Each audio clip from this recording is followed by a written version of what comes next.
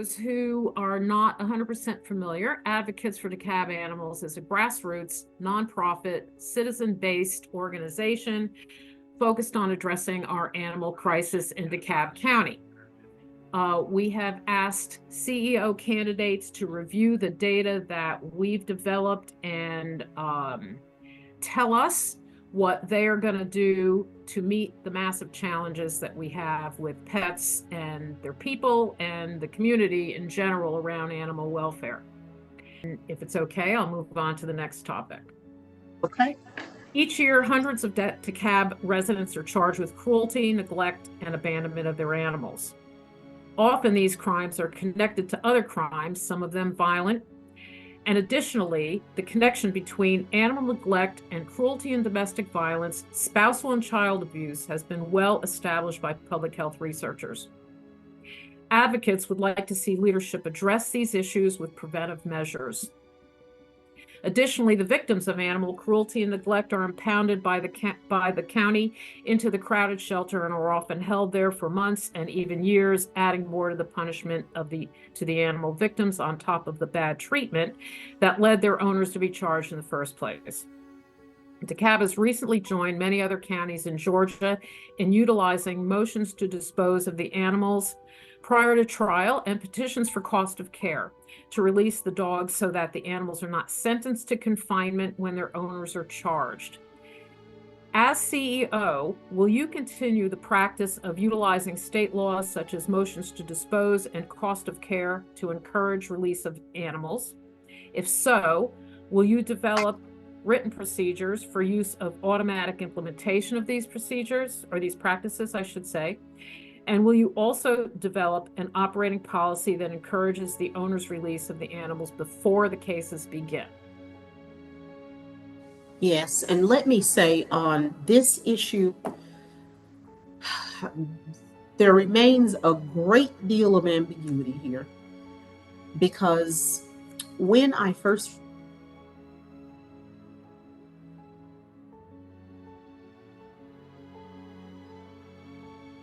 in the statistics on how many animals that Solicitor General Donna Coleman Scribbling, and raised the issue of whether or not we could take, shall I say, a different course of action.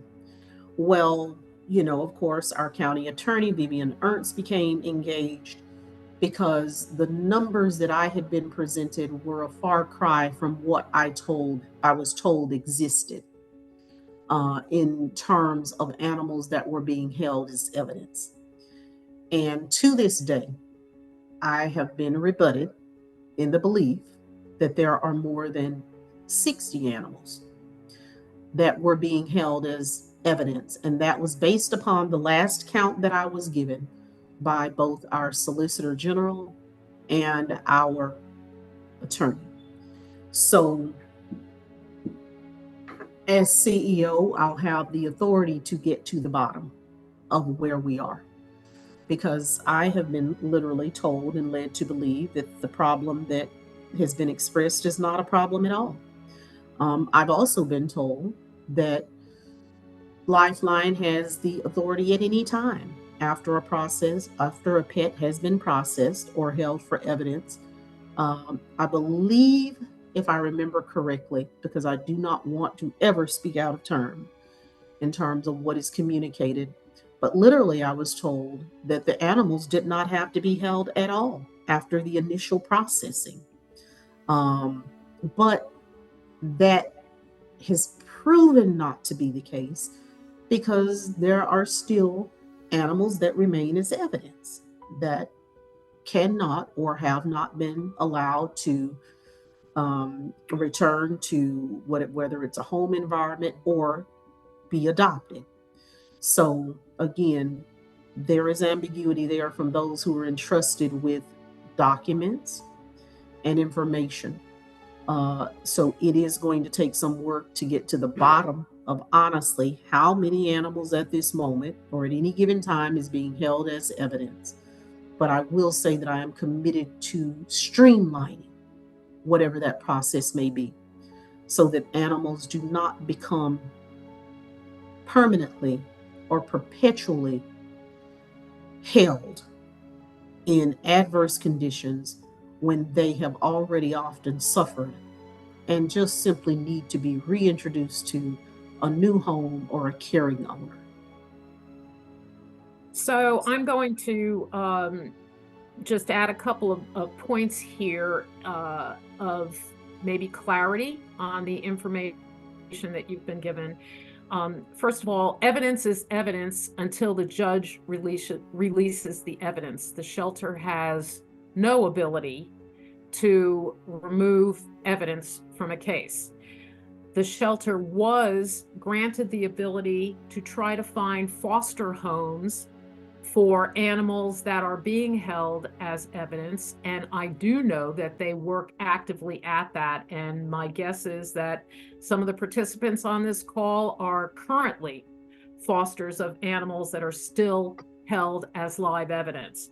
However, that is a challenge in and of itself. Finding fosters and adoption homes is a general challenge. So to ask someone to take a dog that could be 110, 120 pounds and bring them into their home for over a year, 2 years, while cases still drag on, and don't get me off on that topic, is a lot to ask. So bottom line is they are still incarcerated regardless of where we put them.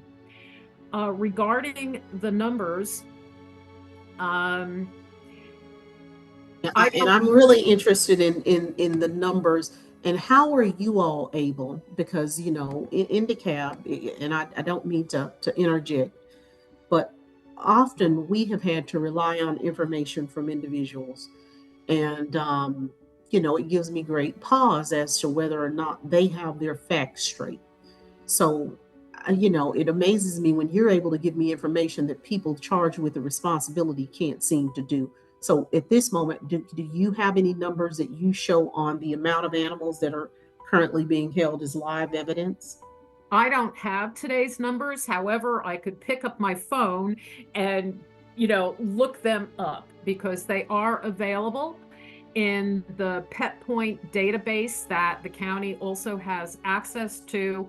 And it is literally an inventory of animals. It's an inventory of animals and whatever stage they are in the shelter or in foster, whether they're court case or pending intake or whatever they are. It's an inventory, and that inventory is reviewed daily at the shelter and updated in Pet Point, so that we can provide you that information any day. We recently have been averaging around 60 plus animals, I will say. However, that 60 animals is down from our previous average of 120 animals, average of 120 animals as live evidence. The reason it's down like that is because advocates and the advisory board have been on the courts daily. We have team members sitting in every single court session as witnesses to these court cases and what happens and how they're handled or mishandled oftentimes. So we believe that we've been putting the pressure on to bring those animals down, and that's a good thing. However, by comparison to other counties, Cobb has 0 counties held as 0 animals, I should say, held as live evidence. Clayton, the last I heard, was around 14 animals. Now that's Clayton County. We're not talking about, a particularly upscale area. I believe that Gwinnett reflects that or even lower. So we stand alone in having this issue of high numbers of animals held as court case animals. And so I will also say that you mentioned the audit that you had asked for or authored 6 months ago.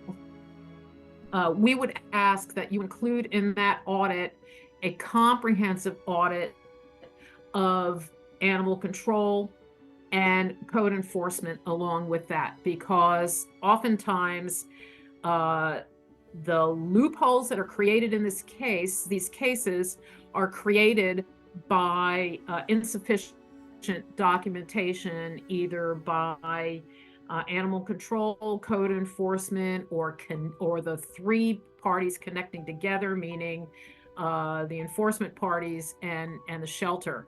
So this is not about what I'm saying today. I'm just asking you, are you willing to develop an operating policy that encourages the owner's release of the animals before the cases begin, as is the case in neighboring counties?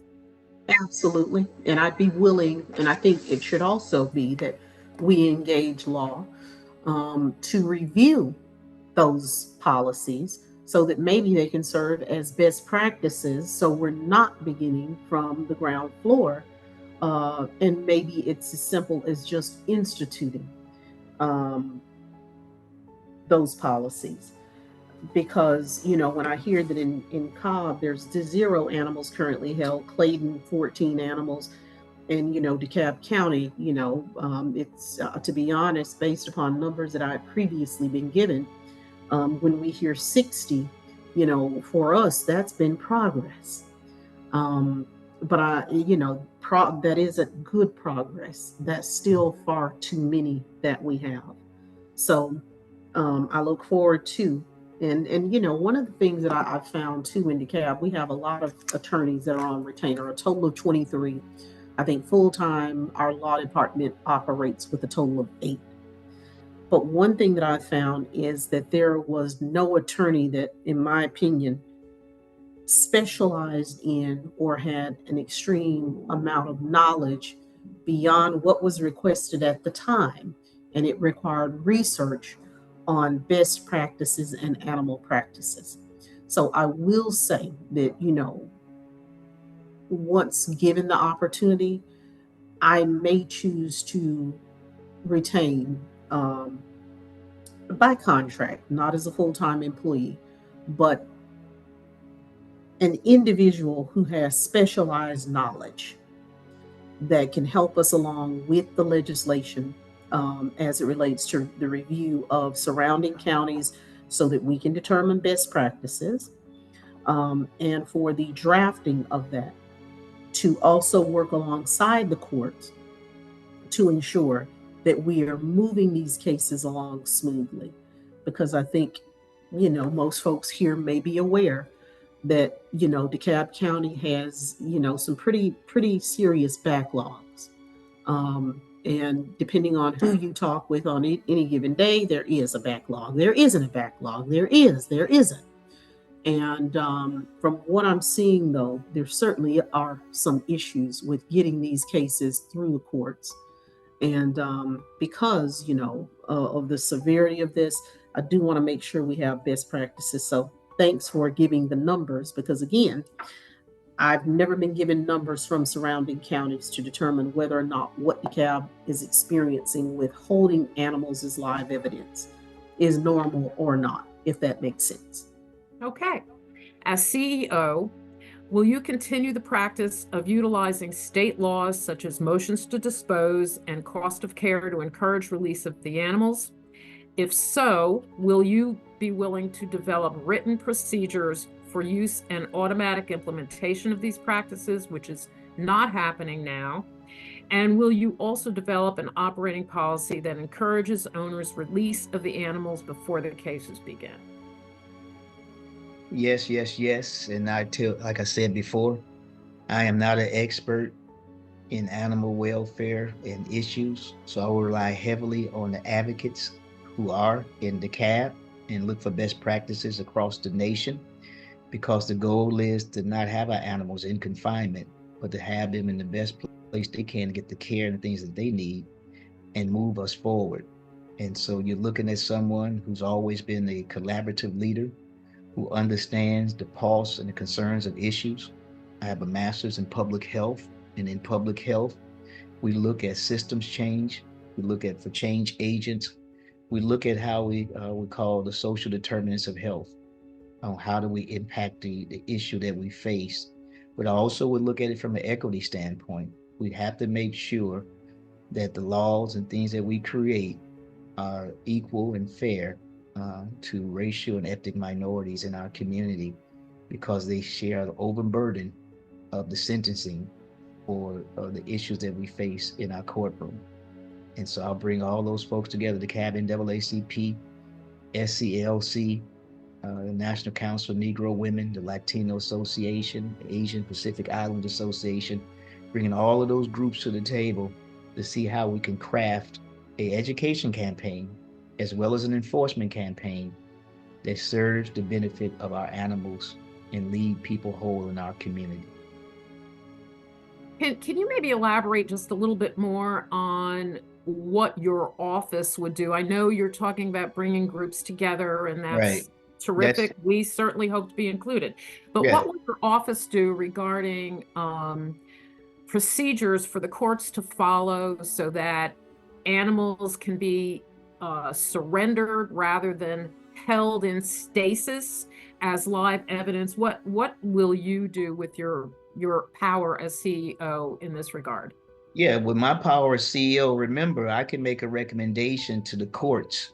I can't control what the courts are going to do. I will use my bully pulpit working with you all because it takes the collaboration is more than just the CEO. It takes all of us. And so I will use my power, my voice to say, hey, here's some recommendations we strongly urge that our judicial partners accept. But there's also things that we can do in our animal shelters that we do have control over. And I will use as much power as I can to implement the operating procedures that encourage owners' release for animals before their cases begin. I mean, I don't know if we can create a probation system that the animals can get out and go into another confinement as opposed to staying in the shelter. I don't know. I would love to do something like that because then we can tweak it to get them out of there. And legally, I'm not a lawyer on how those things work, but anything I can do to make sure that we can get them to get an early release, I'm going to be an advocate for. Oh, okay, and we'll move on, but I just want to remind you that much of what is missed in this process is before it hits the court. While it's still under the jurisdiction of animal control, code enforcement, and the like. Right, that's the part that if I have the most control over in terms of operating procedures, I'm going to do everything in my power to make sure that we alleviate the pressure on our animals and making sure that they have what they need. And that's why I rely on you all as the advocates to help me and guide me on what are the best policies and procedures. And I don't mind being a person who fights for that because I know you care about our animals and you care about people. And so whatever I can do under the CEO office around system changes, operational changes, I have no qualms about doing that. I just saw the state laws up here and I know they supersede anything the county will try to do. And so that's why I added in I can't be responsible for the judicial branch. I'll do everything that's under the executive branch to move this process forward. Okay.